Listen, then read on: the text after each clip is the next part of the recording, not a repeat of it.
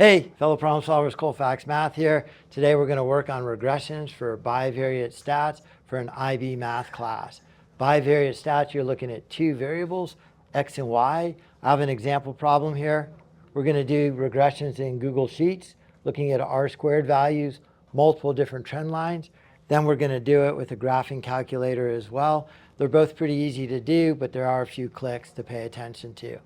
So first thing I have here is a set of data. It is elevation of 10 different cities. It is metric, so we're in meters. And then the average temperature for that city in degrees Celsius. I have this in a Google Sheet. Up and down are columns, across are rows. My title is bold, and I have my units in my header, so I don't have to write out my units and screw my numbers up. So what I'm saying, in City A, the elevation is 25 meters above sea level. The average temp is 26.5. What I want to do now is I want to create a scatter plot of that data. So I select only my data, none of the headers. And I select it. Then I go up to Insert Chart. I click on Chart, and it'll create a scatter plot right there. With that scatter plot, there are a lot of settings here I could change. But the main setting I want to go to is Customize.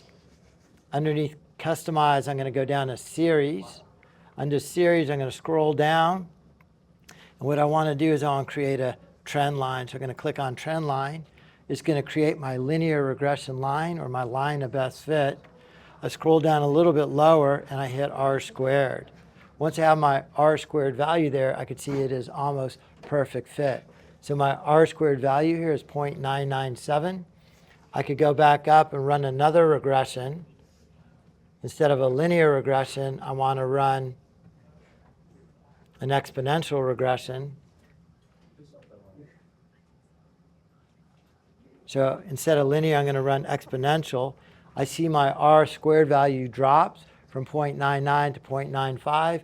Therefore, my linear regression is a better fit than my exponential regression. Let's run one more regression. Let's run a logarithmic regression.